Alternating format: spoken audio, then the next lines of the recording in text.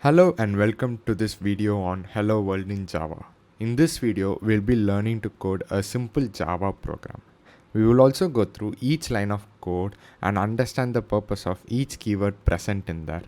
Please understand that you need not understand in depth every terminology that I'll be saying in this video. As we move along the tutorial, you will gain better understanding over the concepts as we will be discussing them in details. So I have now opened my VS Code and created a new file called testmain.java. In this file, I am going to do my first Hello World program. The Hello World program consists of three primary components: the Hello World class definition, the main method, and the source code. So now I'll be going through each of these components one by one. The first component is the class definition. Any Java program needs to be started with a basic class and its followed by its class name, and followed by curly brackets. The keyword class begins the class definition for a class named testmain. Later we provide an overview of class in detail. For now it is enough to know that every application begins with a class definition. The next component that we are going to look at is the main method. In the Java programming language, every application must contain a main method. The Java function is the entry point of your Java application and it's mandatory in a Java program. So for Java, the main function needs to be declared as public static void main. And inside the main function, you need to provide a string variable to collect the arguments. So now let me explain each of the terminologies that I just said before. First, coming to public. Public is an access modifier. Public gives the permission for the Java virtual machine to execute the method from anywhere. The next is static. A main method is called without an object. So when any method is not called without an object, static needs to be present. So the position of public and static can be placed anywhere as public static or static public, but the normal convention that we follow is public static. Coming to void. The main method doesn't return anything. If you are returning a number, we'll be returning integer, and if you are returning a string, we'll be returning string. So we'll be learning about data types in the further lectures. Coming to the main. The name conferred in the Java virtual machine for the entry point of any application is main, and the main method must be inside the class definition. The compiler executes the code starting always with the main function, and inside the main function you have certain argument called string args. The main method accepts a single argument, that is an array of elements type string. So while you are executing your program, along with the file name, you can now also provide certain arguments which will be taken as an input.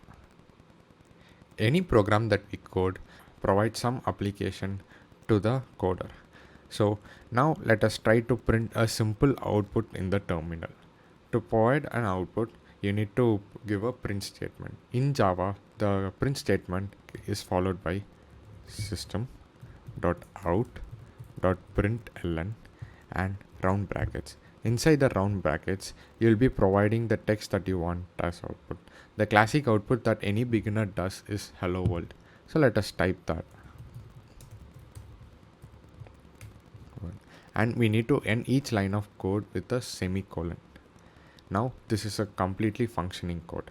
So now let us understand the print statement that you have provided here. First, you need to notice that the print statement is provided inside the main function. This is because any task that needs to be performed inside a program has to be either typed out in the main function or the function has to be called through the main function. So then only the system would be able to execute that particular task. So here we are trying to print the hello world statement. This line of output is the string hello world followed by a new line on the screen. The output is accomplished by a built-in println statement. So this println method allows you to print the statement and bring into the next line. The ln in println refers to going to the next line. The system is a predefined class that provides access to the system, and out is the variable of type output stream connected to the console. So let us check if this code is running or not. First, save the program, and then in the bottom left corner you have a terminal button. and go to terminal. Once you go to terminal, you need to type Java C and the file name .java. This code will now convert the program into bytecode. As you can see, the code has run successfully. If you check the file explorer, you can see a .class file has been created. This is nothing but the bytecode that we discussed earlier. Now we need to run this .class file. We can execute that by typing Java and the file name without any extension for it. Once you provide that, you can see that the output that we desired is got. So congratulations, you have now coded the first Java program. Important points to note.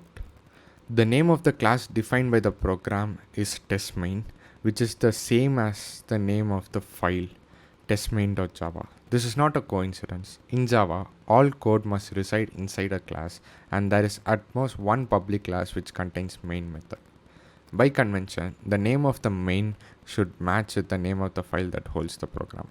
Every Java program must have a class definition that matches the file name.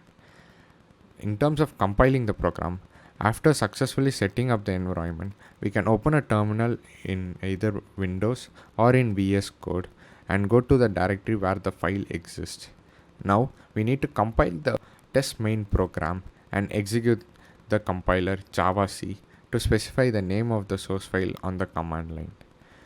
At last, to execute the program, the compiler creates a testmain.class that contains the bytecode version of the program.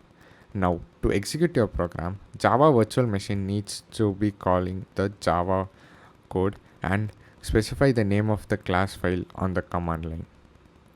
And once Java testmain is executed, we now have our output.